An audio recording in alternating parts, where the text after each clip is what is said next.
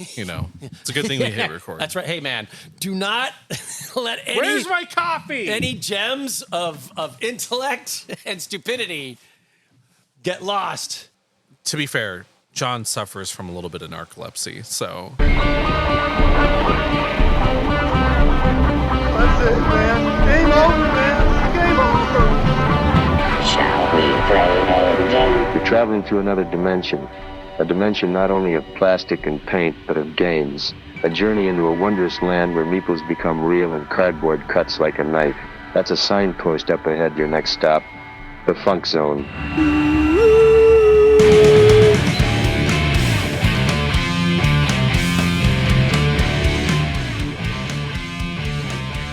Oh my gosh, well, it's another beautiful morning here at the Funkatronic Rex. Welcome to another episode of the Funkatronic Rex podcast. I am Chris, and to my right is... Hello, I'm Paul. Hi, Paul. What's happening, dude? How you doing this morning? If I was any better, I'd be twins. Yes, dude. The classics never get old. Ah. The gift that keeps on giving. Oh my gosh. At some point, possibly, I'll explain what that means, since nobody knows what that means. I mean, I get it, but sure, an explanation. No, it's okay. We don't need to go too deep into it. No, that's for a future episode. Yes, exactly. We're going to keep them hooked. Maybe they'll figure it out. In our next Maybe he'll segment, divulge the secrets. It's like radio. In our next segment, we'll talk about Paul's use of the phrase. Right? Oh, it's my like gosh. that. There's a YouTube video series that I've been like totally hooked on.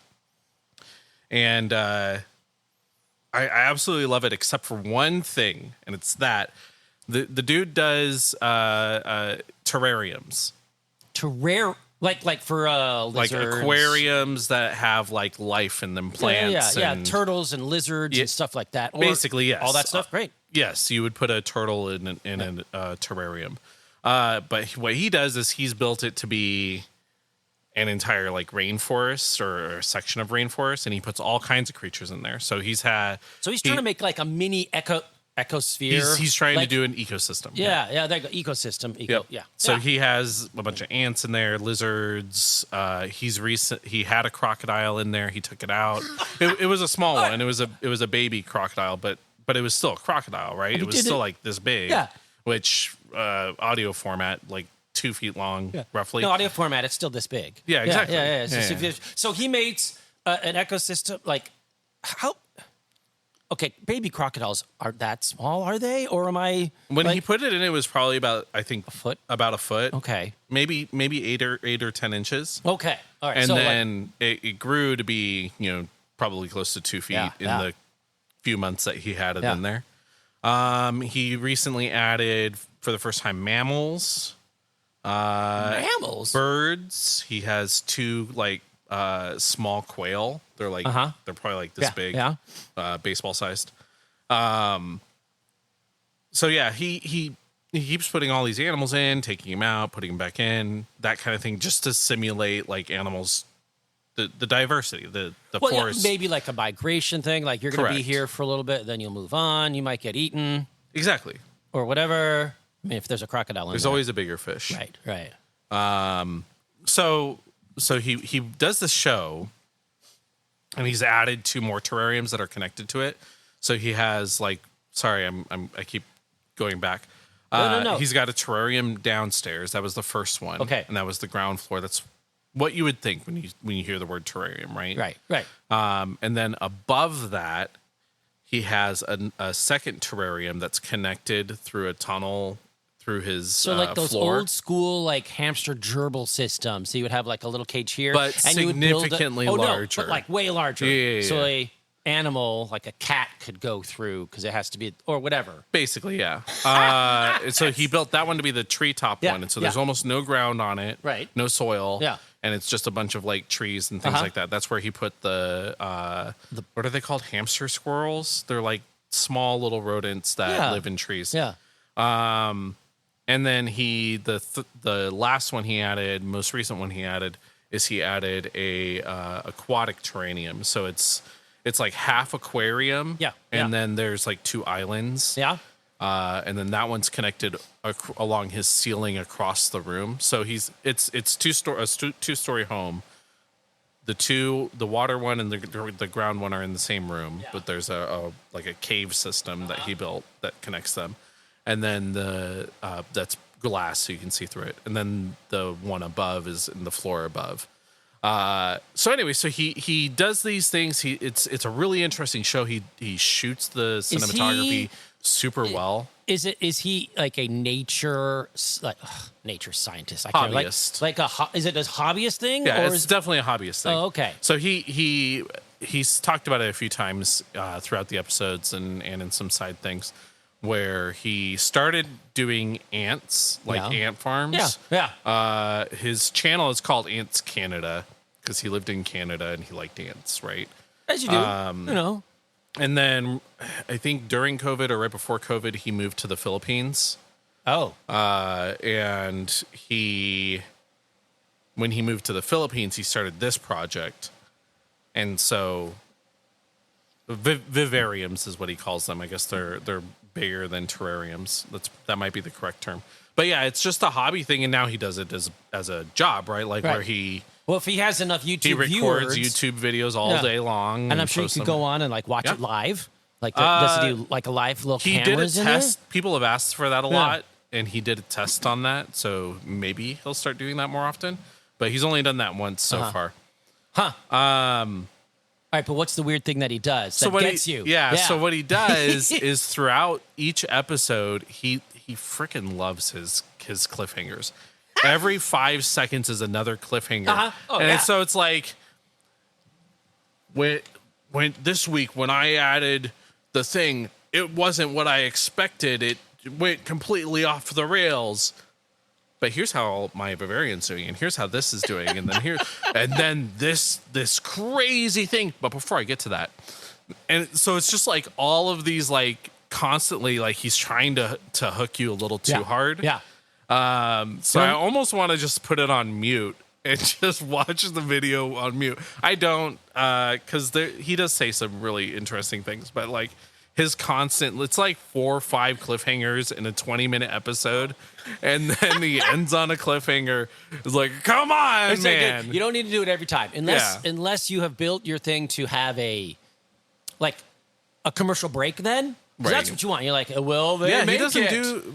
So far, he hasn't done any commercials or anything like that. Which is fine. I mean, I'm sure YouTube tries to shoehorn them in eventually, but I think in YouTube you could program there's the YouTube commercials right that are auto played, but he doesn't if you watch most of the tabletop hobbyists, they have their own sponsors and stuff like especially that. Magic, all of the Magic creators, they're and this episode sponsored by this company and this company and this company, and then 10 minutes into the video we'll start our actual content. Kind of like this, except instead of shilling, we're just randomly talking about ant vivariums. I think people enjoy both. I hope. Maybe they enjoy we're just the tangential beginning. I enjoy both. I enjoy the tangentialness of the intros personally. I think it's great.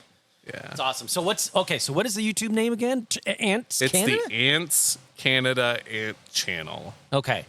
But he does Ants Canada. Ants Canada. It's super interesting. I mean, it's just fascinating the fact I like to put it on in the background while I'm working, and you just have it playing. You kind of look over every now and then. You see just this beautiful greenery and living in the desert. It's I wish. There's something that's green. Oh my gosh! It just reminds me of. I mean, I think that is very cool and fun of the hobby. Obviously, we work. We don't work. Obviously, we. Well, one of us works. Well, somebody works here. Tough crowd. You got a job recently. But we all have our geeky things, right? And you can really go down the geek rabbit hole. I want to be clear. Right. I have no interest in building vivariums or maintaining them. But I love the fact that this guy has Magic or 40K or something like that. Everybody can once you find your geek thing. Yeah. Star Wars, for me, a lot of times, you just go into it. And it reminds me of when I had a turtle, briefly. I like turtles. I hate turtles. I mean, I don't hate them. Wow. But I learned very quickly that they are not all teenage mutants. They are not. And pets that are in a terrarium or aquarium or anything that's in like a cage or a box, not my bag. Gotcha. Because I'm listening to this, and the only thing I'm thinking is, how the bleep is he going to clean that? Like, because cleaning that turtle cage was soul crushing. Right. It was so bad because after a while you're like, oh, it's a turtle. We try to do some stuff and clean it up, and I'd be on top of it. Now I'm the one who's at home most of the time. Yeah. I'm the one who's got to clean it up. So when you walk by and you're like, what is that? Oh. Well, in his specific case, he's designed it to be a self-maintaining ecosystem. Right. So in terms of cleaning it, the way he cleans it is he adds the creatures that clean it, right? So he adds worms to break down the crap, and he adds these cockroaches. You have all the levels of it. The stuff up top that works down to the bottom. What I worry about is like, how does he keep these things in? How does he not just like get covered in ants all night every night? Right. Like you got to have a really good seal on that. Yeah. You know what I'm saying? Like, and hopefully nothing's getting out. Like, doesn't? No, he shows you he doesn't like show you, but you see the door, and it doesn't look like it's probably sealed reasonably well, right? But it doesn't look sealed to like what I would feel comfortable with. Like I expect like a you're breeding wolf spiders in this thing. What are you doing? Like I want a submarine level like crankshaft like that because that's gonna be vacuum packed. Mm-hmm. Oh my gosh! But no, that turtle aquarium because it was a sea, not a tortoise. Tortoises are more land. Turtles are more sea. Turtles are water. So it was water, and oh my gosh, it was just horrific. Yeah. And so eventually, the turtle started out to be the size of silver dollar, maybe. Well, like ping pong ball, like something like that. And it grew to be that's little. Oh yeah, it was crazy. I don't know how it happened. The in-laws found it in their pool. Oh, okay. And they're like, "Well, do you guys want a turtle?" Now, they asked the kid first. Of course. As you do. As you do. And both the wife and I are like, My uncle brought me home a red racer snake when I was a kid. Yeah. And you're like, that he found in the desert while hunting. And my mom hates snakes. I don't know how she let me pull that one off. Right. Well, I didn't know. I'm like, a turtle should be all right. She wouldn't even watch videos with. I tried to turn her onto the Ants Canada thing because I thought she'd like it. But he's put one snake in. Yeah. And he's threatened to put another snake in. I'm going to put another snake if you kids don't behave. When he added the rodents, the hamster squirrels or whatever they're called, he was like, at some point I'll need to do population control, and he cuts to his python. Oh my gosh, that's crazy. Yeah. Well, long story short, I love all the furry friends, cats, dogs, whatever, but if it's in like a cage or a tank or whatever, not my bag. I learned very quickly. I'm like, I can, the dog can go poop outside and the cats have a litter. Like, I know where it is and I don't got to clean the whole house to take care of it. Because that's what it felt like every time. Like, I have to clean the whole house every time this thing had to go to the bathroom. I'm like, oh. So bravo to that guy actually doing that. That's crazy. For sure. But building I was like, I could do that. I could build an ecosystem inside the turtle tank. What would he like to eat? Or she? We didn't know. What would it like to eat? Like, should I put some fish in there? Whatever. And the turtle goes, that was a bad idea. Oh, crap. Okay, maybe. And then after all, I'm like, nah, there's a lovely, whatever, Latin name for turtles are. Oh, gosh, I used to know this. Right. There's a society, herpetological, maybe? Question mark? Well, they do mostly turtles, some lizards, but it's here in Phoenix, there is a society that takes care of them because guess what? There's a lot of people that get turtles and don't want to keep them for some reason. Because this thing got to be the size of a dinner plate, dude. Yeah. Like the tank, I had an 80-gallon water tank that I was cleaning. Just crazy. So I was like, boop, boop, call them on the phone. Hey, guys, we got a donation. And they're like, yeah, just drop them off and I took all the stuff. And I'm like, please go be with your friends. Go. And then, of course, the kid and the wife are like, well, quite. The kid was like, but the turtle. I'm like, dude. And the wife was like, it's okay. You'll be all right, Cal. Yeah. You go play with the cat and the dog. You'll live. Yeah, you'll live. For the love of Pete. We do not need that. Of course, no. Oh, let's get another dog. No! Ah! I don't want any more pets. Yeah. I mean, I'm a maybe. one-dog household. Yeah, Uno's good. And I'm happy with that. Yeah. I mean, our dog is pretty mellow, so I'm... My dad loved rodents. We had rabbits and rats. Oh, my God. Up. He loved rats. My like, gosh, that's crazy. He would have his rat in his office, and he would take it out whenever he had to do work on the computer, and it would just sit on his shoulder while he worked. Yeah, all day long. Like there's roommates and friends in college have like the lizards and the rats, and you just walk around with them on their shoulder. The lizard. The lizard I kind of got, but the rat I'm like... I had a lizard growing up. I really wanted one, and it wasn't for me. Maybe it was the kind... I wanted an iguana, so I got an iguana. That was it. Yeah, an iguana. An iguana. And I was expecting something like chill and slow and just like... it's just going to hang out. No, this thing was like a race car. Oh, yeah? It's racing around in the thing, and it wasn't nice. It bit me a couple times. I'm like, all right. Yeah. So, yeah, my parents ended up giving that one to, whatever society or whatever. Right. So, or we had roast lizard. I don't remember. So, yeah.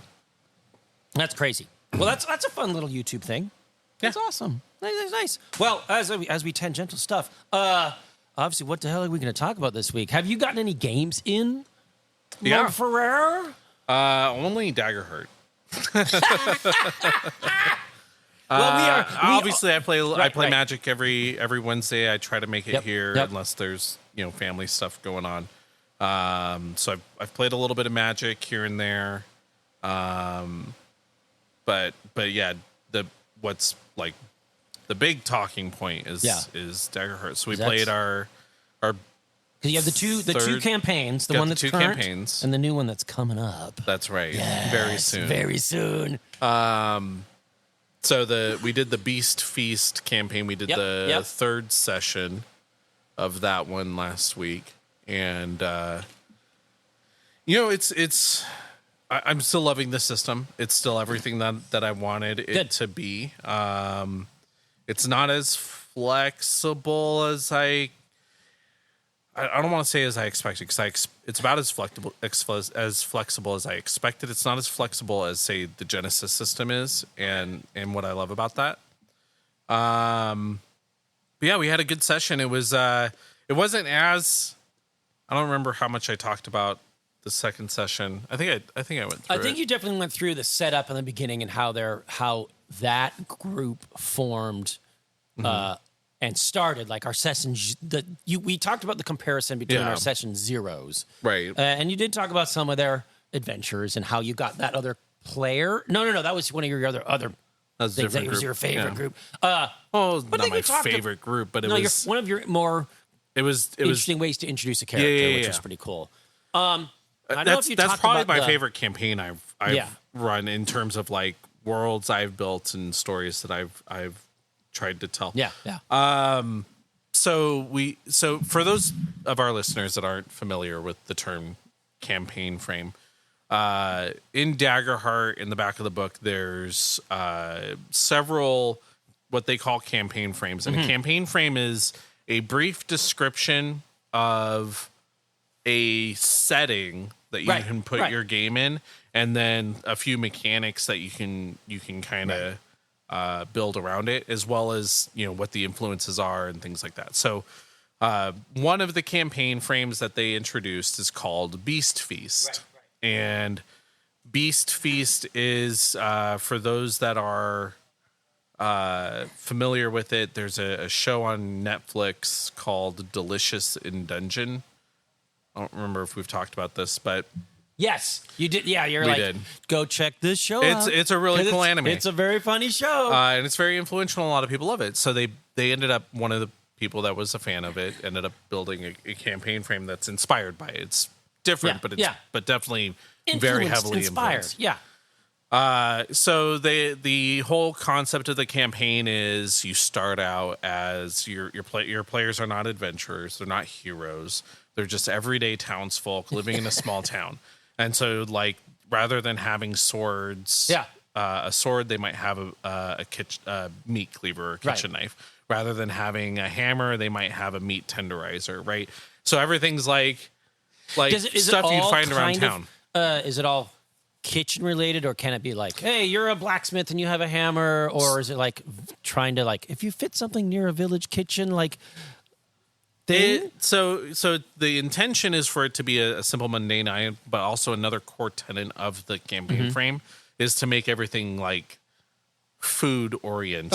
Okay. Because the whole concept is this town is a small town that was built over the entrance of a giant cave system that for years and years and years there was a magical item or something buried deep in this dungeon that has attracted monsters. And so all the monsters from all over the world come and they go into this cave system and they thrive down in this deep in this dungeon. But it keeps the rest of the world safe because they're all being drawn. They all come here to the lure. Yeah. But something has gone wrong with the lure. And the monsters are not all going into the caves anymore. Now they're starting to leak out and they're starting to be dangerous. And so as a result, it's hard to get food. You can't safely go out and hunt. Right. If monsters are eating all the flora and fauna out there, et cetera, et cetera. Yes. Aha. It's hard to do your farming because like the monsters are in the way. So yeah, everyone's hungry. There's not much food. It's dangerous. So what's the town gonna do except send a band of adventurers down into the caves to figure out what's going on with the lure? And but while they're down there, they can't bring provisions with them because there's not any. Right. Everyone's starving. Right. So they wouldn't know what to bring anyways. They're just so you've got to eat. That's right. Eat what's in the dungeon. You got to eat what's in the dungeon. So the entire game is built around killing monsters and then cooking them up and eating them.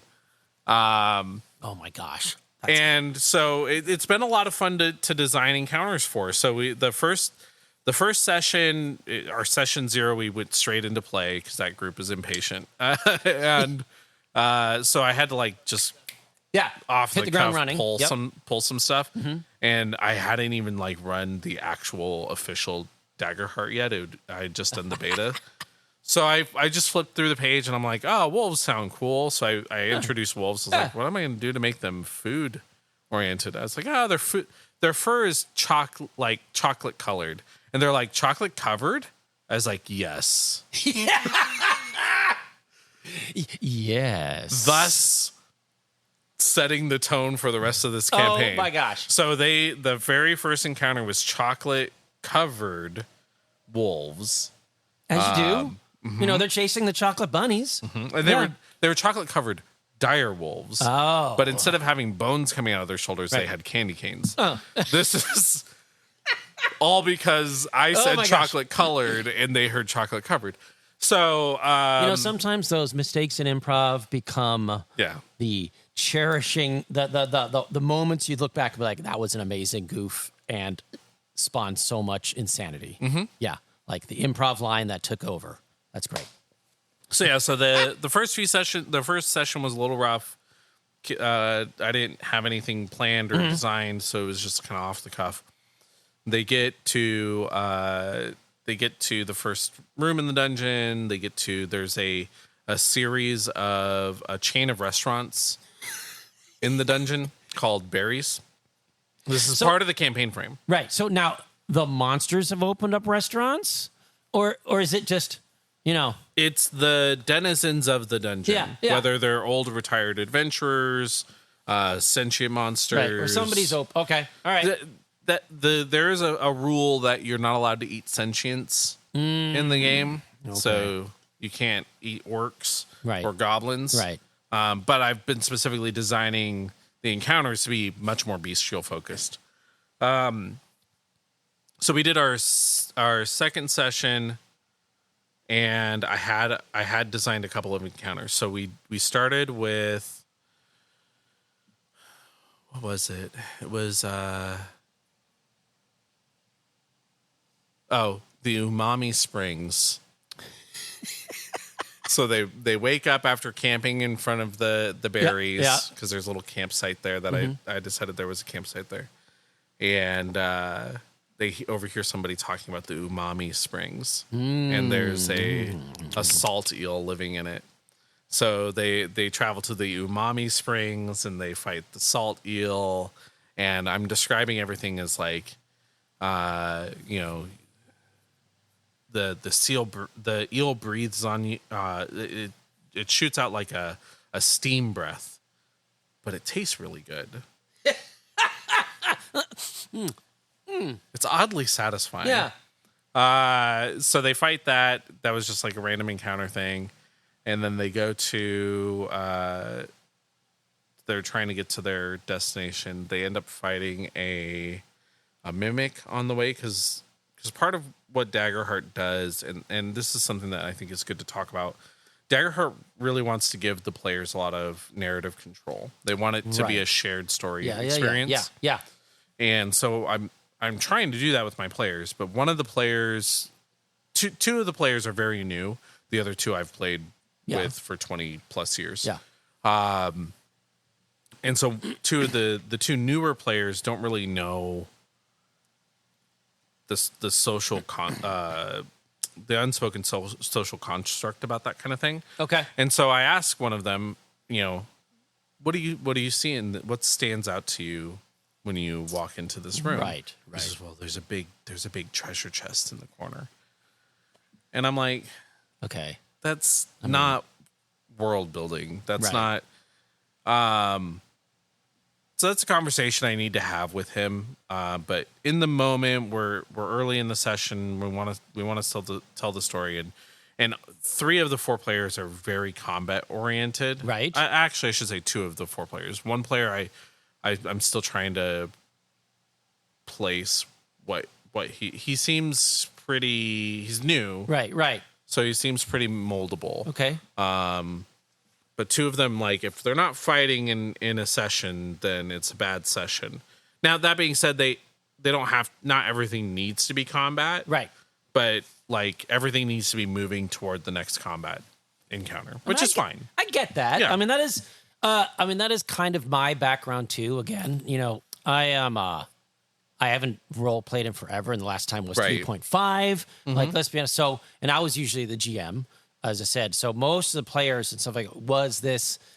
To reference that cliffhanger is like, we're going to have some fun, we're going to adventure, but there's almost always going to be maybe not a boss battle, but a little skirmish, a little fight that hopefully opens up the next chapter or the next thing. Like, what's the conflict that we hit that the players can work through? And that conflict is usually literally a conflict, a fight. Sometimes they had to use their skills to get out of it, you know, sneak around, steal something, try to convince and roll their skills. But I definitely, and this is something that I think will be a challenge for me, is to kind of work on that skill that, you know, all right, we're not murder hobos, right? How am I going to approach this game and this, you know, this system and this campaign in particular? Like, how am I going to work on that? Right. Yeah. And like I said, not gonna lie, like that's kind of like, all right, let's not go murder hobo every time. Let's, you know, what can we do? How am I going to look? Would this character look at this situation? Right. And that's going to be new for me. So we'll see. I'm crossing my fingers that I'm not going to totally like, you know, there's a treasure chest and I attack the darkness. And you're like, and you just like, Chris, what are you? Sorry. Redo. Can I hit the redo button? Let's rework through this. Nope. You're stuck. That's it. But I mean, that's good because if there's 4 players and hopefully they can kind of balance each other out. If 2 are more combat-y and then 2 are on the other side, hopefully it allows you to work around that and maybe push them toward the role-playing part, right? Hopefully. You know, I do think a lot of people have watched or heard of and been influenced by the Critical Role stuff. And there's several YouTubes and podcasts out there. They're gaming, right? Critical Role is, I think, the big one. I wish I could remember the other one, who's hosted by like one of the actresses that was in Daredevil or something like that. But there's like Deborah Ann Wall. That's it. So she's like a host or part of it. And they've had the actor playing Deadpool in it, like on it. So I was like, oh, that was pretty cool. The actor playing Deadpool. The actor playing Daredevil. Daredevil. Switch those. Charlie Cox. Yes, they had him on. He's like, that was cool. Yeah. You know, like I've never role played. And it's like, well, it's kind of like acting. Kind of like world with working within these systems. Right. But yeah, like with the popularity of these shows, I think many people are like, oh, that's like, is that how you role play? I'm like, sure, if you want to. Right? Is that how your system works? Sure, if you want to. But those guys, again, as we say many times, they are trained professional actors. Yeah, exactly. It's very different than a home table. Yes. So yeah, I mean, there's no wrong way to role play. Like there are systems designed for every type. Yep. We talked a little bit about, some of the more narrative systems. Like there's a role playing game. Did we talk about Everyone is John? I don't think we talked about Everyone is John. So there's a one-page role playing game. You can probably find it for free on the internets, called Everyone is John. It's probably wouldn't be made today because it's a little insensitive in some ways. But basically, the premise is it's a competitive role playing game. In which case, everyone plays as a personality of the same character. And so you're playing, the premise is one person is the game master, or whatever they call it. Right. And then that person is presenting, challenges and things like that to whoever's in control of John. And then whenever John is injured or whenever he achieves a goal or falls asleep, and to be fair, John suffers from a little bit of narcolepsy, so if there's more than a few seconds of downtime, he's falling asleep. And so you there's a bid for control that all the players can do, and so you bid a resource, and then whoever wins the bid gets control of John for his next until there's another bid for control. Right. And so it's a lot of like one person is doing a lot of the role playing, the GM is doing the thing, and then you'll have the other players play as NPCs and things like that. But it's a fun little like one shot, like, hey, let's do this for a night and just have fun. But my point is like there's a game for everyone. If you want to play a competitive role playing game that's very narrative focused, Everyone is John is great. If you want to play something that's more tactically minded and very focused around like moving your dudes around the map and having super cool, interesting combats, but role playing kind of on the side. Yeah, there's a ton of games for that. There's D&D 3.5. Yep. There's the War Machine. Role playing game that's called Iron. Oh, what is it called? We played it. I hated it. It was too tactically minded for me, and also the DM we've talked about. But there's a bunch of systems for that. So depending on what you want, right. So what I tend to lean toward, the systems that really appeal to me are the ones that are narrative driven for me, but tactically minded for the group, my traditional group that I usually play for. So the Star Wars role playing system and Genesis, the Daggerheart. Yep. The game we're playing. This one now. These games are really appeal to me because they have the narrative chops for me, but they also have they have a bit more crunch, a bit more je ne sais quoi, as you like to say. Delicious. I don't even know what that means. I'm probably using it wrong. We always do. We always are. Yeah, right. So like sounds like and obviously to spoil, like we did our session 0. And coming up is our session 1, like the first thing. So we're going to start experiencing how Daggerheart works, even though the session 0 does give you a good glimpse into its I'm curious to see how it goes with the different group too. Yeah. Like how this group what But it sounds like Daggerheart for you and is a you are finding a balance between that sort of maybe combat tactical minded system and a narrative minded system, because basically, I mean, that's the two flavors. That's the chocolate and peanut butter that happen in role playing games. Still a game, which is to me the tactical combat. That's the game part, but then there's the role playing, which is that narrative, like what story are we telling? Right. Yeah. And you can find all the flavors: sci-fi, fantasy, cyberpunk, noir, whatever it is that you have an inkling to try. Yeah. I bet you there's a role-playing engine that is connected to that, right? Like you want to do like modern day magic. Great. You want to do futuristic sci-fi magic, which is kind of what we're doing ish, or whatever. Or you want to do Wild West. Like something. It's no what's the game? Shadowrun. No, it's no Shadowrun. But is that game still around? It's still around. Still there was going? a new edition that came out a couple years ago. Oh, that's great. I played it. Yeah. Played the new edition. It was awful. Oh. It was awful for me. It all goes back to there's a system for everyone, right? Right. If you love having a game where the new Shadowrun is way lower on this totem pole than the old versions, but if you want something that's very minute and like gets into the nitty gritty of like how to calculate things, and you have a lot of levers to pull, different stats to manage in your character, like the way that an attack works in Shadowrun is it's like you grab 10 dice, you roll those dice. How many of those are hits? Okay, now the defender is going to roll 10 dice, and then how many of those are blocks? Okay, and then we have to subtract that from this and this and that. And then it's all of these different like checks and balances and calculations. One attack, especially in the older versions of Shadowrun, can take several minutes to resolve. Woo! Okay.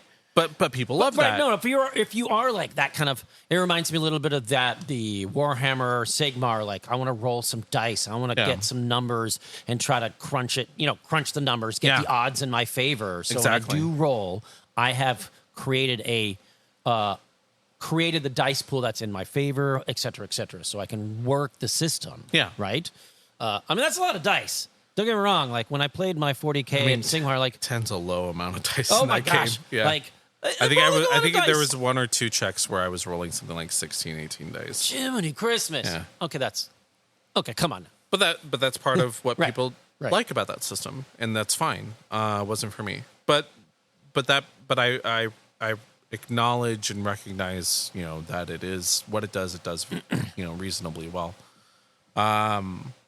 Supposedly there's several flaws with the new version. I haven't delved too deep into it. I mean, so D&D 3.5, which is my,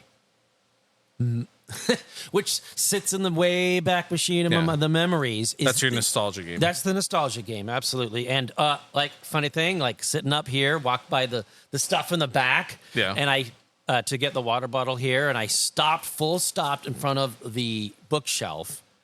Some idiot. Well, I would say some idiot. But some like I backed traded in a bunch of. So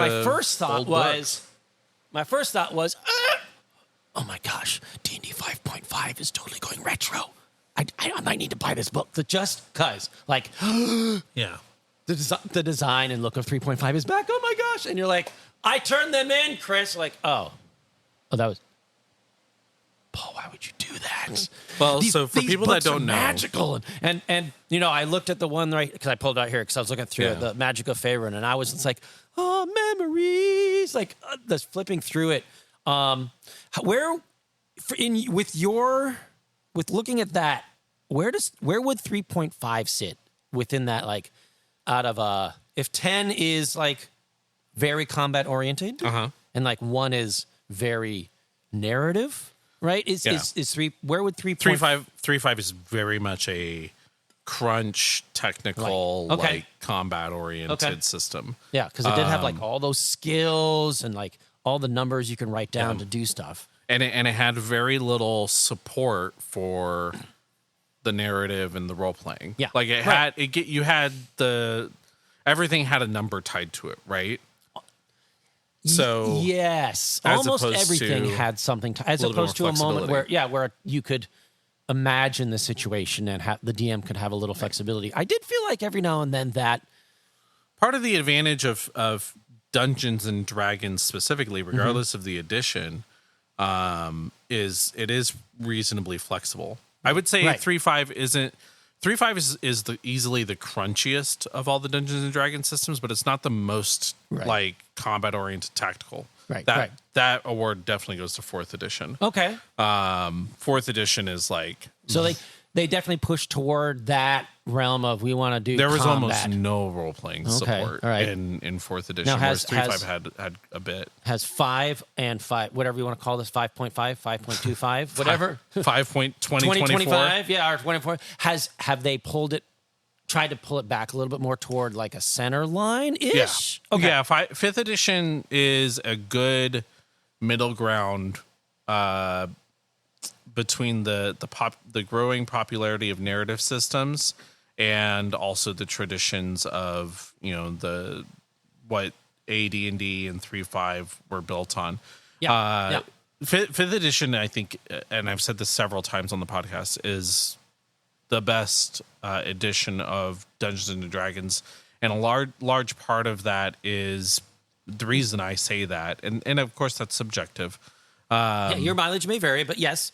The reason that I say that is because it offers the most flexibility. Okay. If you want a crunch oriented, like tactical, like let's get into the nitty gritty of numbers, you can easily do that with 5th edition. Okay. The rules don't necessarily support every niche. Like, you don't get into the minutia of bonus actions and 2 actions per combat and all that stuff. But it does offer quite a bit of that. And then, but if you also want something that is more narrative driven, while it doesn't give a ton of tools for the role playing, it's a little bit better than 5th edition or 3.5 edition, but not much. Right. 3.5 was around it felt like 3.5 was around for a long time. Like that edition lived. It was 2000 to 2008, I think, is when 4th edition came out. 2008, 4th edition? It was 8 or 9. Because I swear, because I was, obviously in my gaming world, it was 90s. So 85 to 90 was the big heyday for me. And then a little bit there. But like that's, looking at that book 3rd right there. edition was like 95. I thought it was earlier. No, it might have been 90. Might have been 90, 91. But it was like 9 years between 3rd edition and 3.5. And then 3.5 was around for like 8 or 9 years. Yeah. And then 4th edition didn't last as long because everyone hated it. 4th edition came out in 2014 for sure. Yeah. I'm sorry, 5th edition came out in 2014. So 4th edition was roughly 5 or 6 years. Okay. And then 5th edition, like it's still the only version of D&D that's being published. They haven't released a new edition other than the new revised books. And the revised books were released like 10, 11 years after the game came out. So it's been going. So it's probably the longest version that's with some subtle changes. 3 to 3.5 wasn't a big. I think AD&D might be longer still. Well, the original AD&D was forever. Yeah. I mean, oh my gosh. Well, I'm saying like 2nd edition. Oh yeah. Because 1st edition was only a couple years. Yeah. But no, because that was the one I played. I mean, 2nd edition. Ugh, AD&D. Yeah. Hey, do you play D&D? No, I play advanced D&D. Advanced Dungeons and Dragons. Because I'm advanced in my. No, I'm not. It's just what's out there, and that's what we played forever. So 5th is great. I think 5th is a solid. I'll say it a million times on this podcast. I have nothing against 5th edition. Dungeons and Dragons. I think it's a great system. I think it's a really good system for people to kind of learn on. I think it's a better system than Daggerheart for new DMs for sure. Okay. Daggerheart puts a lot of weight on the DM to be able to improvise well. It does. No, absolutely. I do think reading through, leafing through the book and the online rules and stuff and going through the session 0, I definitely think if you want to DM this, don't be scared about it. Just, look at the book. If this speaks to you and you like frankly, sometimes I looked at the role-playing book not too long ago and I just bought it because I liked leafing through it and the art was cool and some of the stories, the short stories they tell inside those books sometimes. I was reading, I'm like, that was cool. I'm just going to get it because, support that game company, support this production. It was pretty cool. Probably never play it, but I still leaf through it because the art is cool and speaks to you. Much like a miniature game, right? When you look at this thing, is that a cool mini? Yeah. There you go. Start there. Do you like that miniature? Don't worry about the rules as of yet. Get in there because it hooks you. A lot of people are terrified of GMing. They're afraid of doing it poorly. And anytime someone says that, I tell them to say, don't worry about that. GMing is a muscle. It's something that you have to work at. It's something that you have to try. It's something that you have to exercise. Yeah. And again, don't hold yourself to those high standards of the YouTube stuff. Those guys have been doing that for years.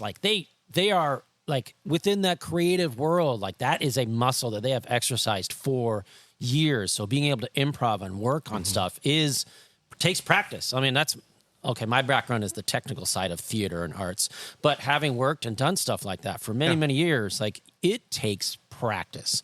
So if you find a group of friends that D&D sounds good, or Star Wars Force and Destiny sounds good, or whatever, if that scratches the itch, just to get you going, dive in, randomly pick somebody, or somebody's like, hey, I wouldn't mind trying. Go for it. Absolutely. Jump in with both feet.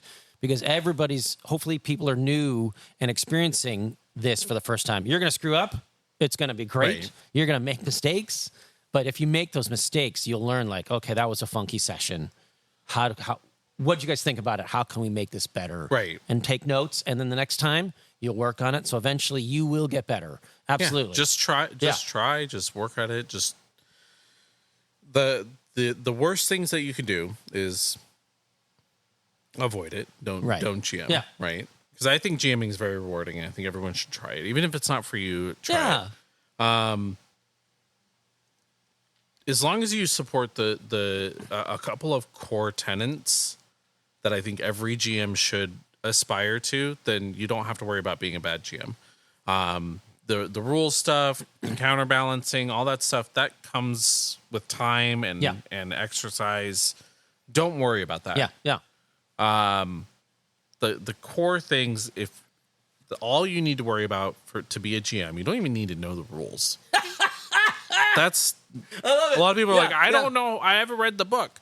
It's fine. It's fine. Okay. Your players will help you.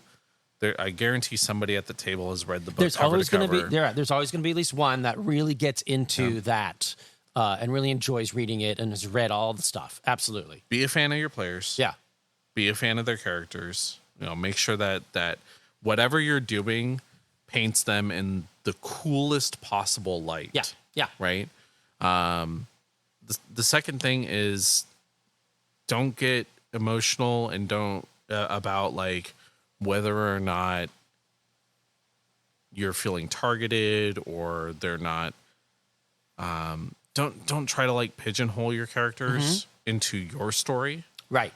It's everyone's story, right? It's as much their story as it is whatever story you're trying to tell. Right. If we've talked about this, if you want to tell a set story with a start and finish about your bad guys, write a freaking novel. If you want to, or play something that's very leaning toward more of that combat, or so you can build your encounters toward that. And right? again, some groups love that. Some groups want to say they want, and to be fair, my Beast Feast campaign that group is very similar in that they don't really want to explore. They don't really want to role play that much. Yeah. They'll role play. They enjoy it, but what's the next fun encounter? Yeah. What's the next thing we're gonna? Anytime there's any moment of quiet, they look at me and they're like, "Okay, what's next?" And it's you guys tell me what's next, man. Yeah. Like I'll fill in the blanks. I'm kind of the facilitator here. Like you guys like give me I think much like in the improv world, like it is an exchange of ideas and stories, which to go back to what happened in our session 0 is that idea of while we were creating our characters and asking those questions of each other and of ourselves, we had moments of maybe epiphanies might be too strong, but moments where we all kind of had a like, and you definitely went, yeah, we're keeping that's cool. Like cool moments. And that's like the rule of cool. We had a moment where we all went, that sounds great. Oh, that's cool. And then the next player would ask a question and we'd all go, ooh. And then someone else would be like, well, what if, if I did something before, like led into that, like, ooh, like, so we all had moments of excitement and buy-in while we were doing this session 0. And I'm, obviously since it's a bit and we're only doing this once a month, all you listeners out there, try to save that energy, hold that energy in you, write the notes and keep it in your head. So when you return back to your gaming table, you can kind of continue along that same moment. So you jump in and it's like watching back in the day when you watched a show every week, right? Back in, you had, Agents of S.H.I.E.L.D. pops up for some reason because that's what the kid and I were watching. Yes, I know. It's a great bubblegum Marvel show. Okay, it's not so great. It's fun. It's a bubblegum Marvel show. No. But it's Marvel. It's Marvel. But every episode back we were watching it would come on, and then we'd have to wait a week. Yeah. So the wife and I would be like, "That was fun. Ooh, what do you think's going to happen?" So we would talk about it. Same thing with we're watching Squid Game right now. We would just watch an episode. We would try not to go through it because there's not that many episodes. Damn you! But we would watch one, and like. What do you think's like? Talk about what was going to happen next. Oh, if this character does this. Oh, I don't know. What do you have this? I don't know. And so that when we watch the next episode, we have a little excitement, a little buy-in, right? Which is, I think, very, very cool.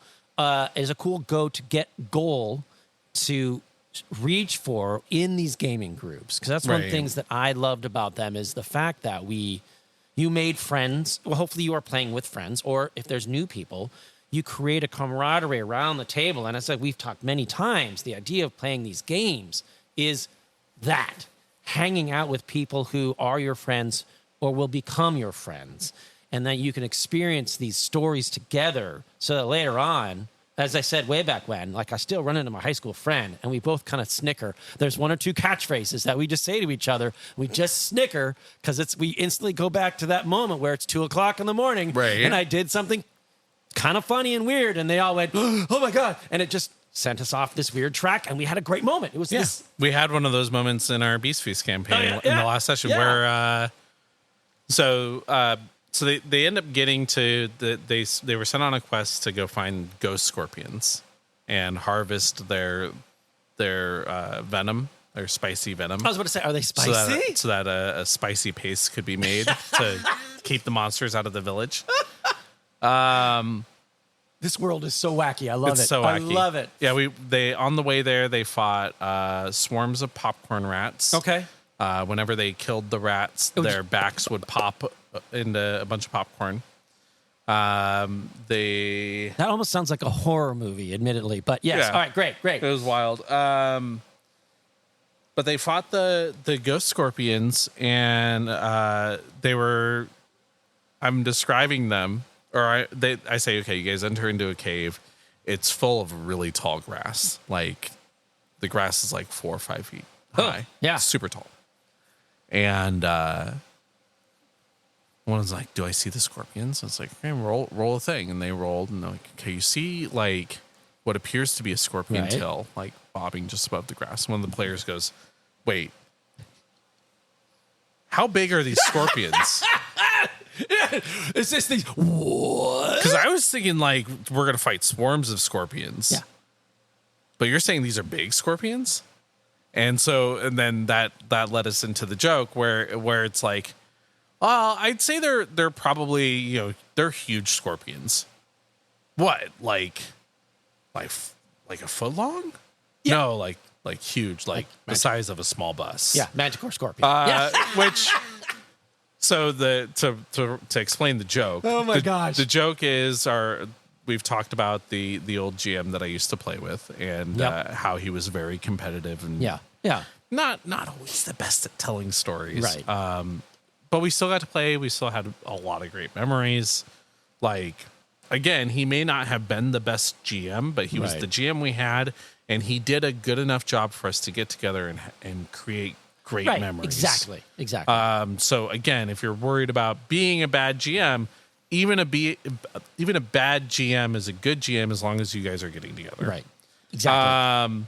And so one of the fights that he had is infamous. He says, okay, you see a huge toad. And so everyone's fighting the huge toad. Huge toad. Yeah. And he says, okay, it eats one of you.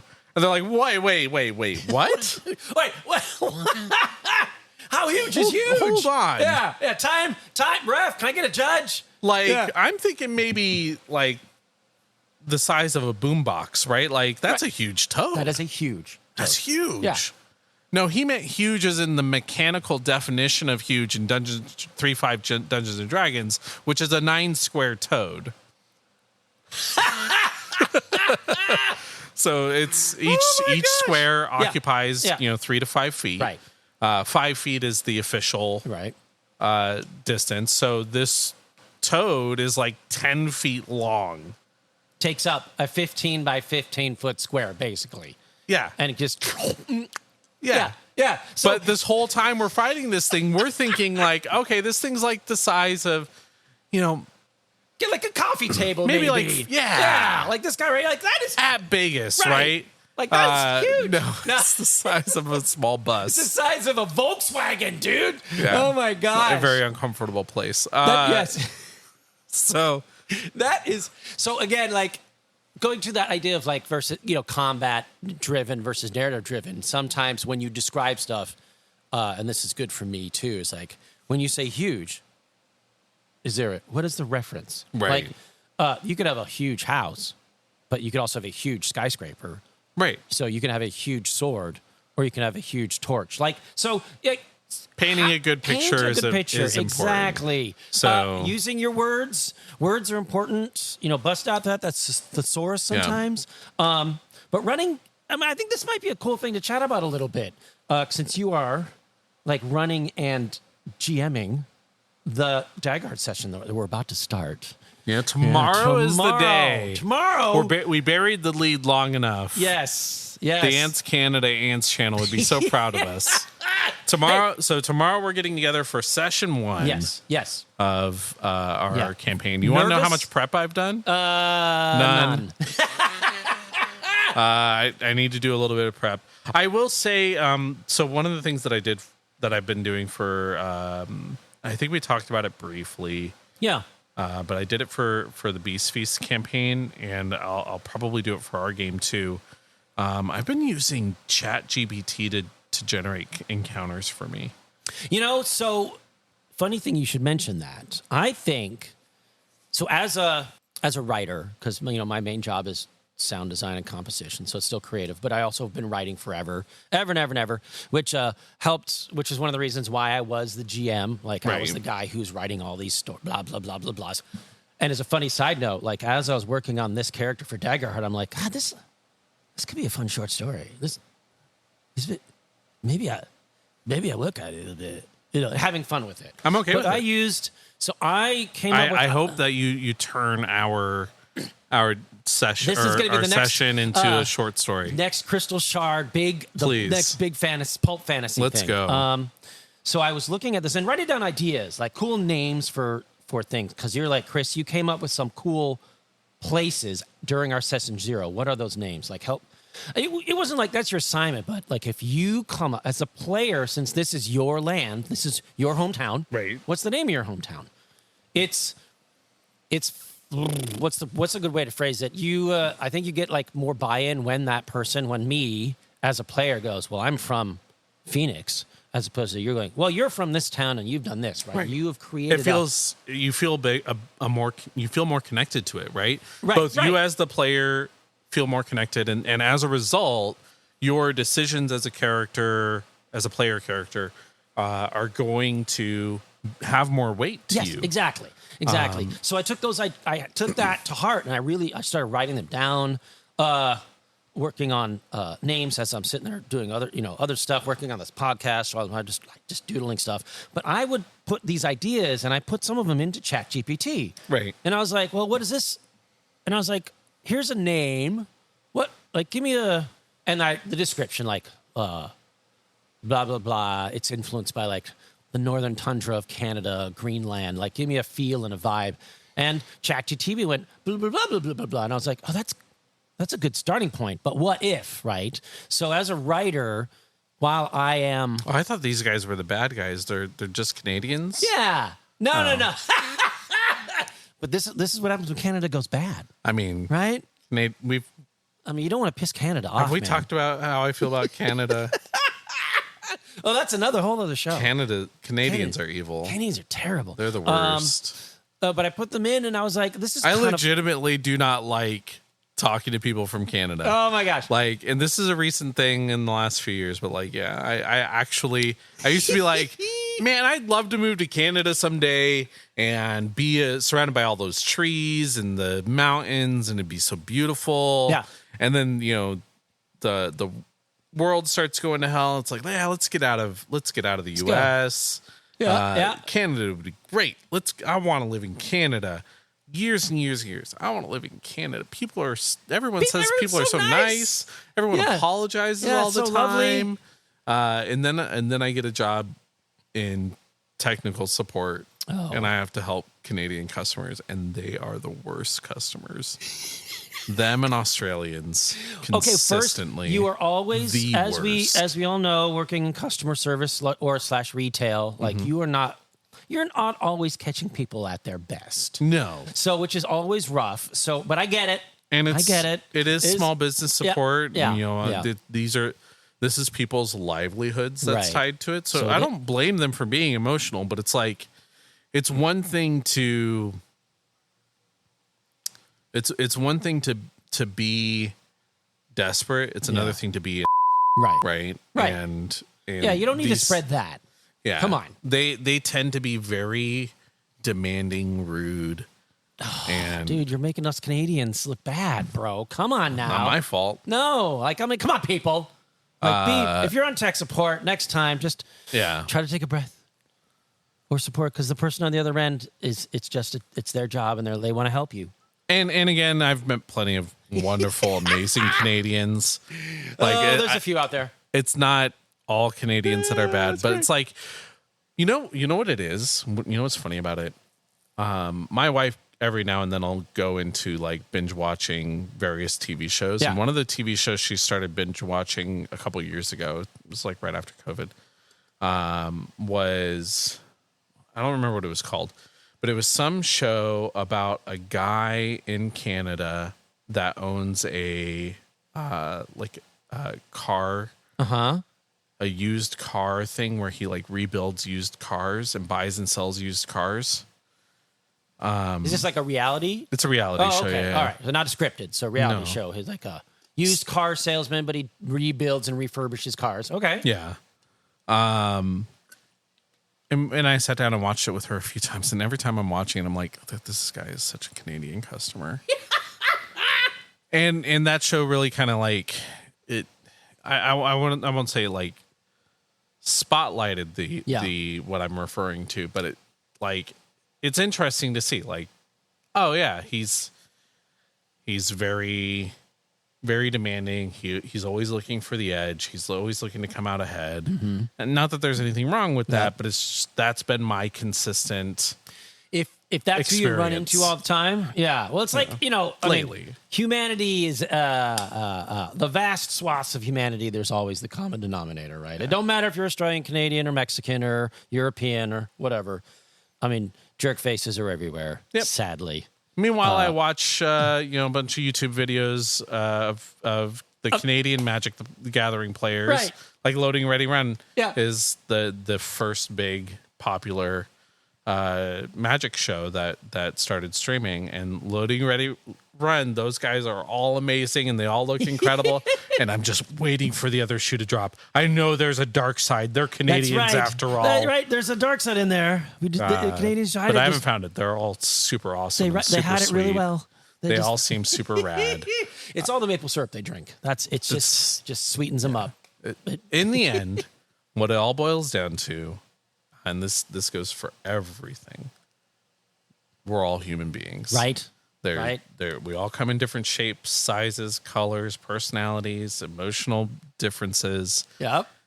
There's good eggs and bad eggs in every society. We're all humans. That's right. We all live on Earth. Yep. We're all weird mammals with too many fingers. Exactly. Wait. Oh, you're right. Yeah. Yep. Which is why we're all drawn to playing role-playing games, so we can experience. Well, I want to see what life is like on that side. What does a forest elf think of? I want to walk. Thinking. Sorry, we're tangenting again. Oh yeah. I have to have a tangent sound effect. Speaking of what are elves like? Oh my gosh. So one of the things that I've done, it's not directly gaming related, but it is gaming adjacent. Is are you into anime at all? Not really. It is. Okay. I am anime adjacent. I know of, and I have recognized some of it, but it's usually just the big names. Gotcha. So there's a show that my friends were like, "You've got to watch this. Yeah. Like, this is a really good show." And it's been a long while since I've watched an anime show that's like really like been. I really loved Delicious in Dungeon. That was a really fun anime. But it wasn't like it wasn't like as incredible as, the shows that I grew up on, right? Like, you look at Full Metal Alchemist, you look at Neon Genesis Evangelion, you look at all of these shows that are like, those are the pinnacle, right? In terms of me, right? People are like, One Punch Man, so amazing. I watched it. It was incredible. It was a ton of fun. It wasn't amazing. Right. It didn't like move me or make me think or feel. It was fun which and a lot of those old animes did. Yeah. It was definitely fun and entertaining. I loved it. Yeah. But it was lacking something. The first show I've watched in a long time that's actually made me feel first anime.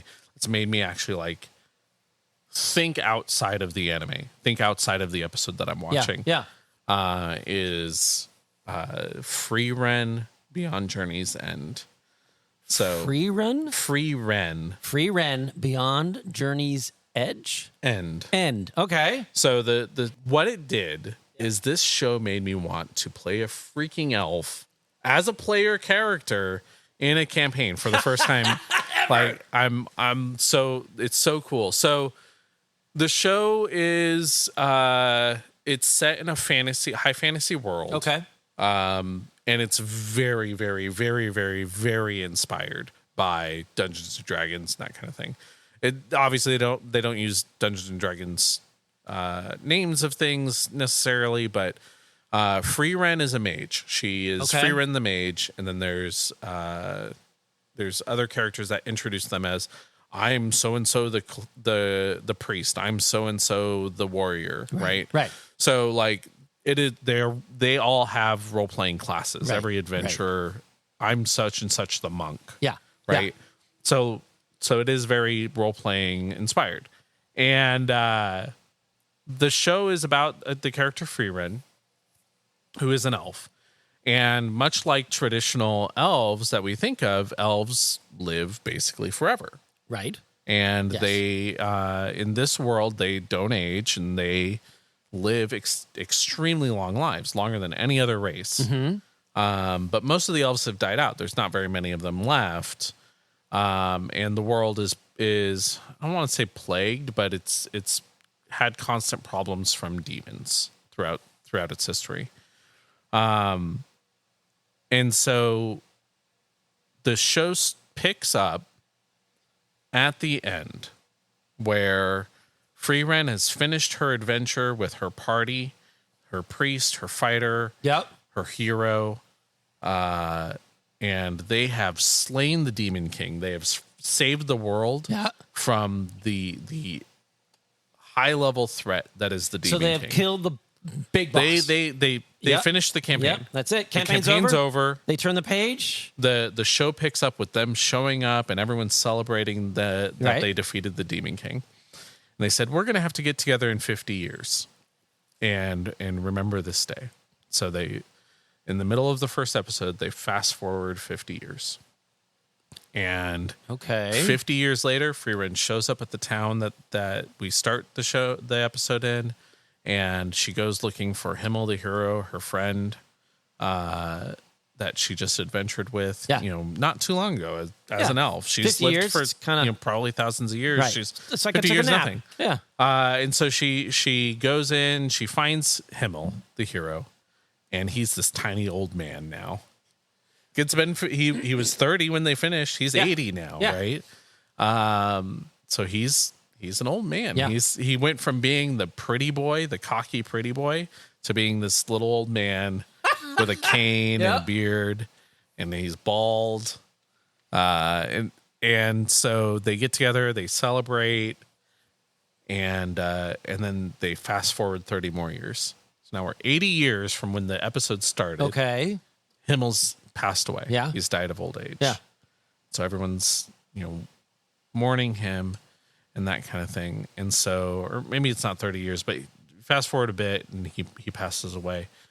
And so Freeran, basically the story is, what does Freeran do next? Now that her adventuring party is starting to die off from old age. What do you do after what do you do? And so afterwards, she ends up starting a new adventure. She picks up some new young upstarts as she goes along. And the show is very slow paced. It's incredibly slow. If you're looking for a high flying action adventure, you're looking for Neon Genesis Evangelion, you're looking for Full Metal Alchemist, this is not it. Okay. This is a slice of life anime that's just like, we're just going through the life of these adventurers, and we're just doing these cute little cutesy things. And like most of the combat that they resolve in the, at least the beginning of the season, is like done through like smash cuts for like a second a pop. Right. There's almost no action in this show. Pop. Battle's over. It's mostly traveling and experiencing, doing little tiny jobs. Right. So basically, it's the story of walking to Mordor. Basically, we're just on a long hike, but much more heartwarming. Yeah. Yeah, exactly. And so it's super cool, and the whole premise of the story, and the reason that you get invested in it, is Freeran's been alive for an unfathomable amount of time. She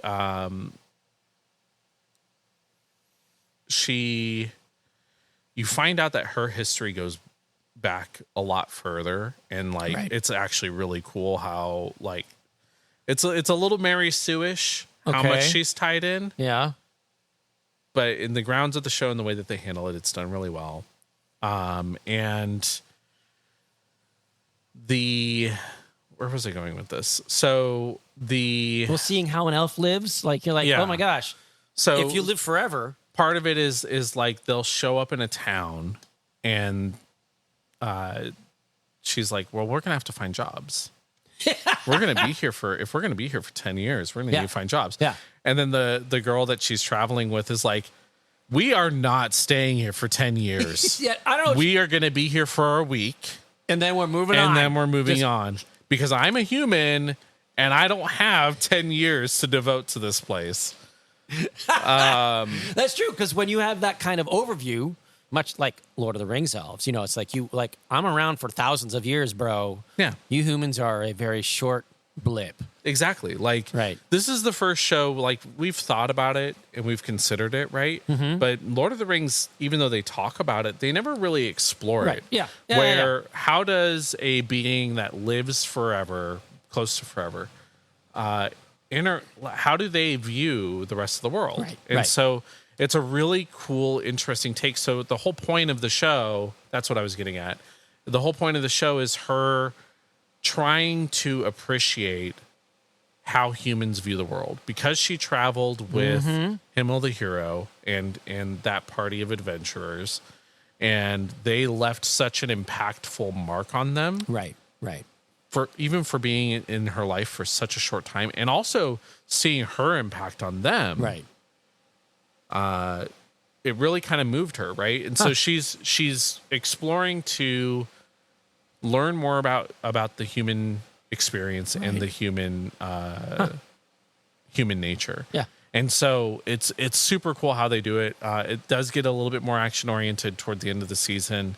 And some of those fight scenes are so cool. Now, where can we find this? It's on Netflix right now. It's on Netflix. Okay. It's not a Netflix exclusive. Delicious Dungeon is published by Netflix. But this one is currently on Netflix, and I know it's on Crunchyroll as well. Okay. People have told me that. Sounds cool. It's a neat show. It's very slow. It's not for everyone. My wife hated it at first. She was like, "This is too. When are we going to do something interesting?" But she watched a couple episodes, and she was like, by the end of it, she was like, "When's the next season come out? I need more of this." It's interesting because stories like that, when you take a character that can have such an overview, and then you turn them and explore the human condition, basically. Yeah. What does it mean to be human? We think we have super long lives, but do we? Like, what is our effect on the world around us? Which is why I think stories about vampires are very popular, because you have this thing that was once human and now is immortal, basically. How does that change you, and how does that affect your view of the world? It changes your viewpoint, but then you still have to interact with humans, which are very short. Right? Yeah, 80 to 100 years, 10 years is an eternity for us. Right. Like what were you doing 10 years ago, right? That's 2015. Yeah. 20, and I've been playing, we talk about it all the time. We've been playing role-playing games for 20, 30 years. Yeah. Like, that's so long. That is so forever. Long. Yes. But in the view of someone that lives for 1,000 years, right? Like, 30 years is nothing. Right. It's literally 3 years. Yeah. For that person. Right. Because that's when they go, by comparison. It'd be like, well, when we celebrate 10 years, they're like, well, I mean, I've celebrated 100 years. Like, this is my 100th anniversary. And we're like, what? Right? Yeah. The idea of like having that thing. And that is cool. I really piques my interest, honestly, for a show like that and stories like that. So I'll check that out. Because I some of my writing and stories that I think about is that, like, how does it change you when you live that long or approach that long? What is the idea of immortality? I mean, is that a good idea? Like how would you go crazy? How do you interact with this world that to you honestly is like never ending change? It just keeps moving, and you're like, well, it's been 100 years, but to other people it's to you it's been 10, but to other people, like, you've watched 4 generations of people go by. Right. That I think what, like, shows like that, like, ponder and ask questions of the viewer, hopefully, as you watch the story. But you might not realize it. So afterwards, you're like, oh, I did think it, and some people might disagree. Squid Game kind of did that in a slightly different way. It's like, what does it mean to be human? Right. How do we look at other people that are from different levels of life, both financial, social, whatever. How do we look at them, and how do they look at us? How do we interact, and what happens when we put all these characters in a crazy situation? Right. And then that from those interactions, we explore the idea of being human. Right. I interrupted our whatever we were talking about for that tangent. I don't remember what we were talking about. Well, I think we were going on like thinking about. You were talking about the world building and writing your novel. Right. Well, yes. No, just writing some short stories, but using ChatGPT and some of this stuff. That's what it was, ChatGPT. And creating these names. Now, as a writer, I think ChatGPT can be a good tool. Right. But to me, the fear I have of that is, as opposed to being a tool, like we could just use it to expand our imaginations, it becomes a crutch. Right. Or the only thing we start leaning on. So those muscles, as you say, those muscles that we use to have conversations in the real world, frankly, that we use to play these games, those muscles, I think, can be affected by that, because we don't have to do it. We just go, ChatGPT, look at this. Boop. Yeah. Now, if we go, I have come up with an idea. ChatGPT, give me an outline of a couple of towns that would work around this mountain. And if they go, and it goes, I'm going to take that, but I want to take it out and extrapolate from that, right? I think ChatGPT is great for an outlining, spitballing. Yeah. So if like I just throwing stuff at a wall and see what sticks and what. I agree wholeheartedly. And so, like, the only reason I'm able to use ChatGPT to build these encounters, one, I've been doing this long enough that I know kind of how I want to implement the encounters. Right. So really, I'm just using it for a balancing tool, right? Like, I want to make sure my encounter. I had it generate 5 encounters for the Beast Feast campaign, and I used 4 of them so far, and the way I used half of them, 2 of them, is I twisted them. Like, I used what it generated and applied it to the situation. I didn't use it as it had spit it out because I've been doing this. I've exercised that muscle, and I know kind of what I'm looking for in that encounter. Basically, the big reason I'm doing it for Daggerheart specifically is Daggerheart right now, because it's still such a brand new game. There's very little in terms of monsters that exist. There's no monster manual. Right. So I'm very limited in terms of what I can pick from. And especially when I'm doing a story that's about, like, you know, you want to eat all the monsters. How do I build an encounter for that? And how do I keep it varied? And so it spits out these random monsters, but then I can twist them and I can mold them to make them my own. Giving you a kernel or story hook that you can use to be like, oh, I like this part of it. Not using the whole thing as rote. Exactly. Right. Like all the bandit leaders and cultists that are in the core book of Daggerheart, I can't use those. They can't eat those. Nope. So Nope, they can't. So I have to use right. I either have to create it myself, which unfortunately I don't have the time to do. Or I can use a tool like ChatGPT, and I can say, here's the SRD. Here's the free rules document that's been posted. Upload this to ChatGPT. Write me an encounter, and it spits out stuff that's not perfect. It has a lot of D&D rules that kind of flow in. But I can kind of twist it a little bit, and I can say, okay, I want this encounter to be about this. And I want this to be the core tenets. I want there to be a undertone of, like, food. And everything. So create me a monster that has, like, a flavor-oriented bit to it. has flavor. Flavor flav. And write that for me. And so the reason I wanted to talk about it is I agree with you. I think ChatGPT is not something that we as humanity need to be reliant on. Right. And it's not something that we should abuse. And I'm not saying that in that, like, I'm terrified of the robot overlords, even though I am. All hail the robot overlords. That being said, I want to encourage the new GMs out there, or aspiring GMs, or the experienced GM, like GMs like myself, that are like, I want to play D&D. I just don't have the time to create a world. I don't have time to create encounters or plan a session.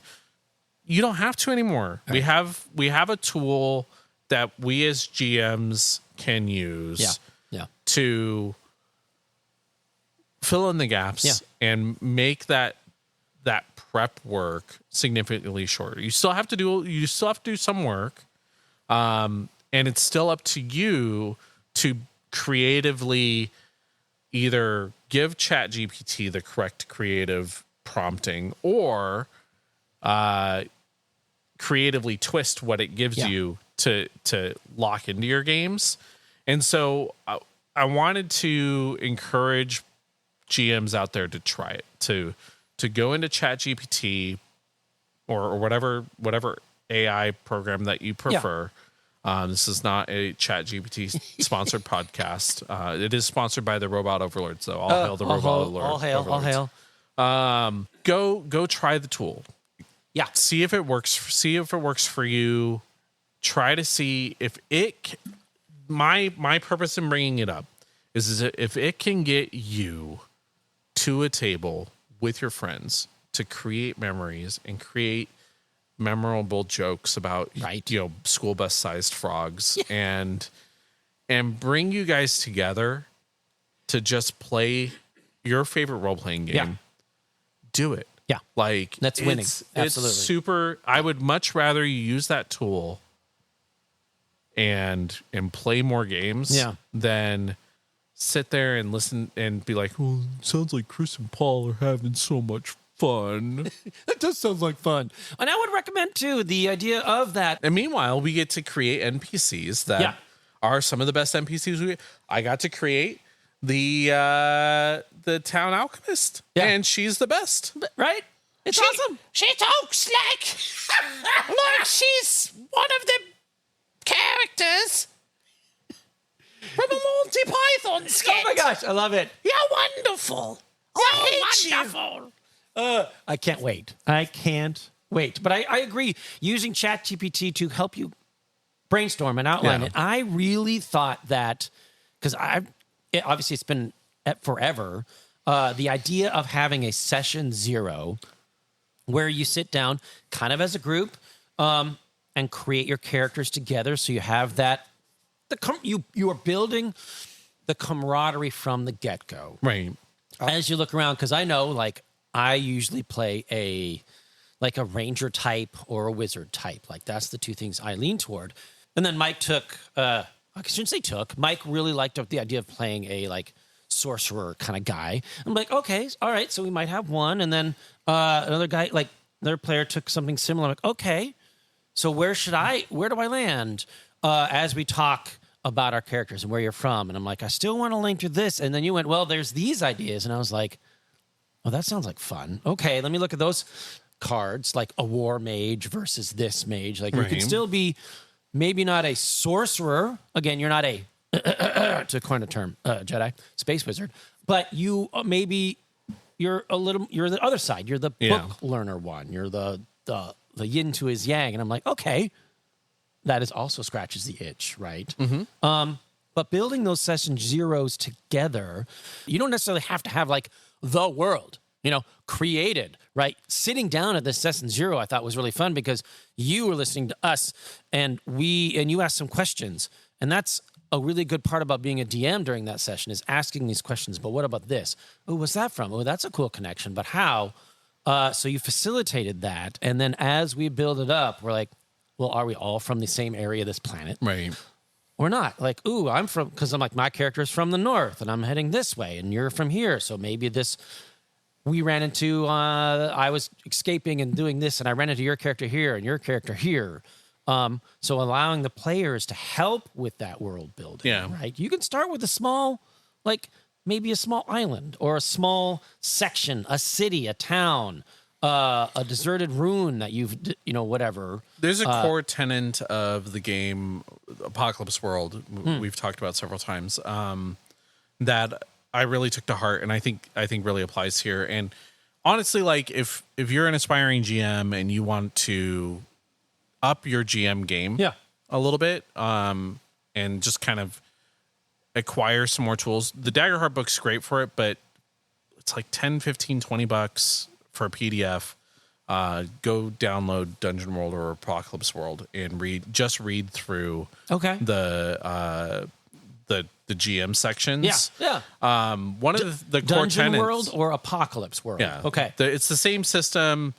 Apocalypse World is the original, but it's set around like Mad Max role playing. Nice. Dungeon World is inspired by.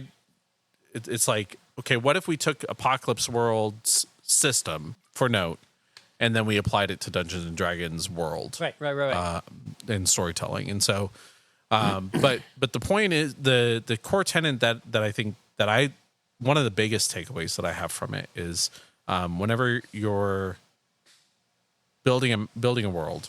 Yep. Create the world, but leave blanks. Right. Don't fill in everything. Right. Leave. Like, imagine for a minute, like one of the things that I've done when I've run Dungeon World is I took index cards and I wrote the names of places, and then I did a little doodle like the Lonely Mountain, right? And I draw a little outline of a mountain, right? Something super crude and quick. And I put that down on the table. Okay, the mountain's here. This is where you guys are at. Yeah. All right. Where are you guys trying to head? Oh, we're trying to get to, the land of the lost forgotten, right? And so I write down the land of the lost forgotten. I say, okay, what's in there? And they say it, and I do a little doodle that kind of recommends it, and say, okay, that's southwest from the Lonely Mountain, or whatever, or maybe you guys tell me that it is. So I put that, to the lower left of that index card. And so now you have a visual representation. Yeah. But it's just 2 index cards. Right. But what's between the two? Yes. And so then we write another index card and say, okay, well, between these two is this. Right. And we build this map out of index cards during the session. That's cool. And we're just filling in whatever's relevant. Exactly. It's kind of like when you're, well, I still love playing them. It's kind of like when you played Mad Libs as a kid. Yeah. Right? You're like, just read the stuff, leave some of those blanks so that when you get there, you can ask your players questions, or maybe you just think out loud, right? Yeah. Like, I don't know, what does it look like? What do you guys think it looks like? And then hopefully, as you're doing this, the players also buy in and they go, all right, I'm not going to say there's a treasure thing in every room. They go, what will be a cool thing? What will be interesting for us to experience, right? Right. What would be cool to happen? Even if it's just like, if I'm asking a player that, what I'm expecting, not expecting, that's the wrong word.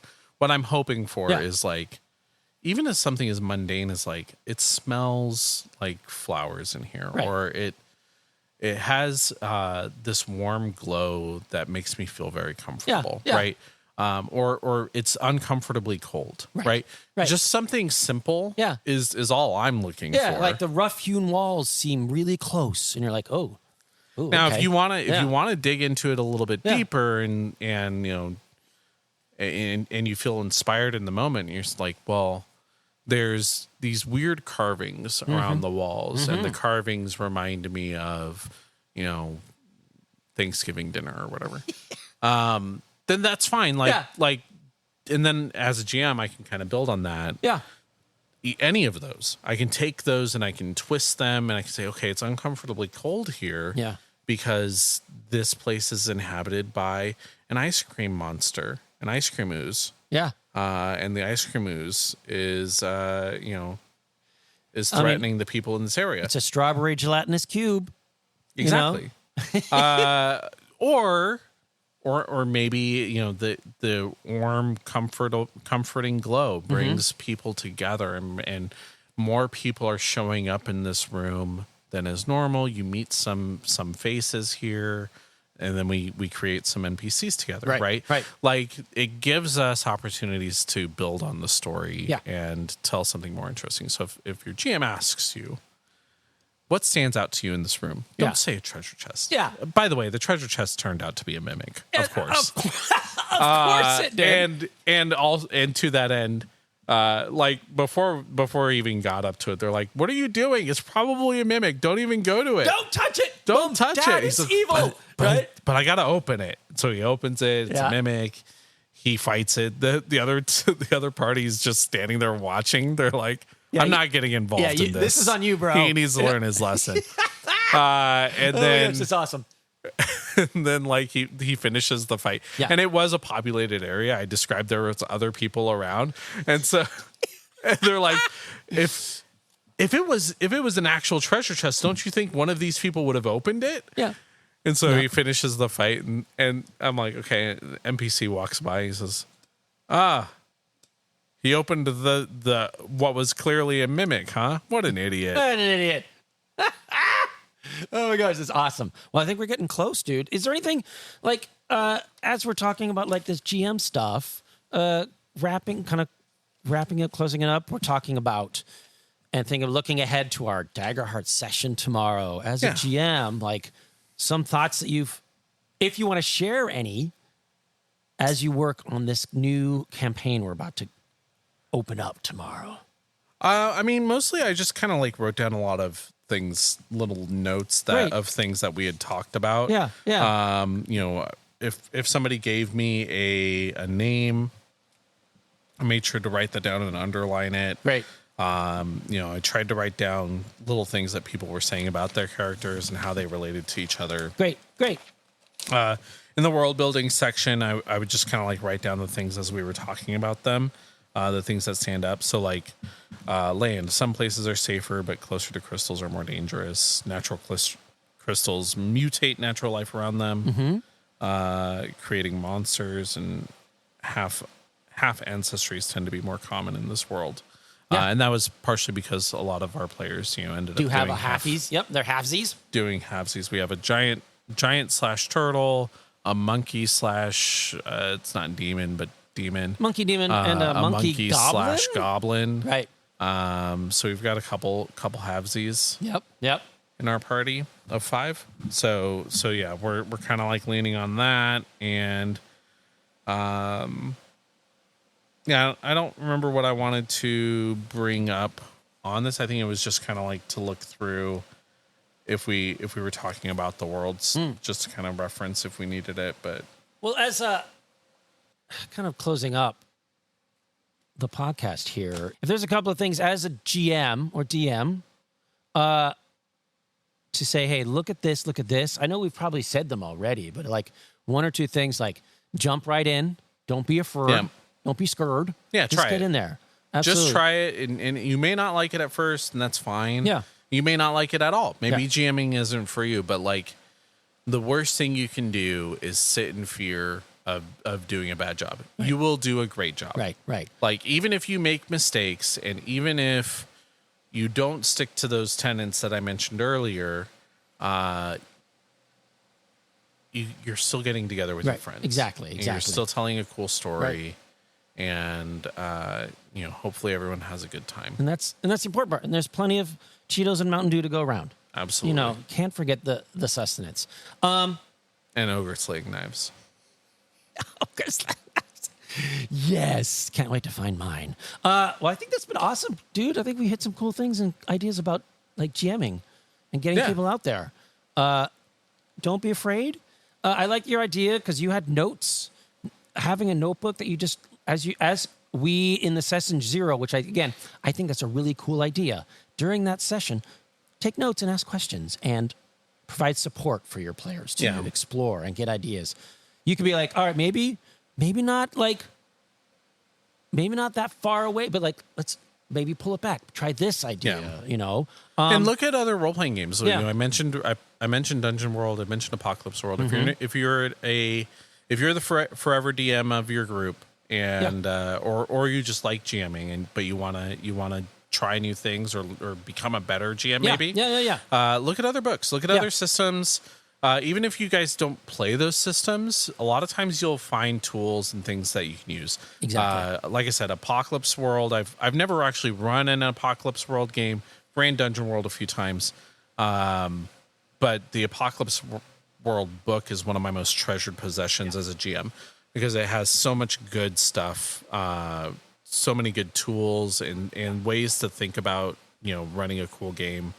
Daggerheart's also super good for it. Like honestly, I can't wait for us to get more books in stock. But the Daggerheart, one of the things that I love about Daggerheart from a GMing perspective, even if I stuck with just D&D, is the campaign frames. I wrote down all of these notes from our world building.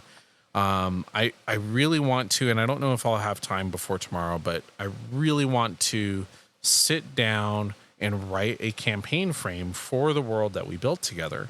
And have that codified, right? Like have something, a sheet of paper that I can hand you guys and say, here's our description of our world. Here's what it means. Here's what it means to be different things and to do different things in this world. And then if we ever wanted to tell a new story in this world, we have a reference sheet to go off of. And that's a tool that, or even as we're playing through the campaign, I can look back at that sheet and I can say, that's right. These are the things that inspired Maybe it. we're straying too far from our core ideas, and you can push them and change them and that's not bad to stray. Yeah, worlds change, but you can always is this a good change? Are we pushing it in the wrong direction, right direction? Or are we still telling the story we want to tell? Exactly. And as I like to say, don't hesitate to like beg, borrow, and steal from all of your favorite stuff you've read, other games that you've played, because movies, we all TV do it. shows. Yeah, we all do it. And it always makes a fun thing because somebody's going to be like, I get the reference. Ooh, that's kind of fun. Yep. But then you twist it and mess with them. So they don't expect it. I've talked about the Dragon Apocalypse World many times. That is a straight one-to-one ripoff of the story from Final Fantasy XIV. Yeah. One of the expansions. Yeah. It is just like, if my players ever sat down and they played through that expansion in the game, they'd be like, wait a minute, this is very similar. And it's like, yes, it is. Yes. Ding, ding. But it also diverged a lot. It started as a one-to-one copy. Yep. But because through playing it and through telling the story and telling the story we want to tell, it evolved into its own thing, and it diverged pretty far. Yeah, it's not unlike an interesting thing is, like, for example, The Office TV show started as a BBC show. Yeah. And then it came to America, and I think came to America. The first episode or two were almost carbon copy of those episodes because they wanted to. That's the foundation. They wanted to start there, but as the writers and the actors, as the show grew and just took on its own life, it starts to diverge and become its own thing. So don't be scared to grab some stuff because you have a group of players around you that are going to add their own unique ideas to it and just add a little seasoning to that soup. Yep. And it'll become your own thing, and you'll love it. Exactly. And it'll taste great. Hopefully, less filling. All right, dude. Well, I hope everybody has had fun listening to yet another awesome episode of the Funkatronic Rex podcast. If you have, don't hesitate to leave a comment, like it, subscribe it, do all the things. Let us know where you're listening so that other people can find us out there on the interwebs. Of course, we are also an actual store here in the Phoenix area. We have a presence on the web, www.funkatronicrex.com. Got it. Yep. And then there's Discord. Yep. Check us out on our Discord. Yep. Chris and I are active on there. Yep. Ask us questions, poke us, whatever you need to do. We are here. We want to continue building and facilitating this super awesome community. Yes. Funkatronic Rex built around. Also, if you have the financial means, if it's something that's comfortable for you, if it's something that you are able to, please consider supporting our Patreon. We try to put out some super cool stuff for you guys out there. Every month or so. It helps to ensure that Chris and I can continue to bring you these podcasts. So if you enjoy the podcast, definitely consider doing that if it's something that you can do. That's awesome. All right, y'all. Well, we're going to wrap it up. We will check you guys next time. Adios, amigos. Love you. Bye. Bye. Bye, nerds. That's it, man. Game over, man. Game over. Let's play.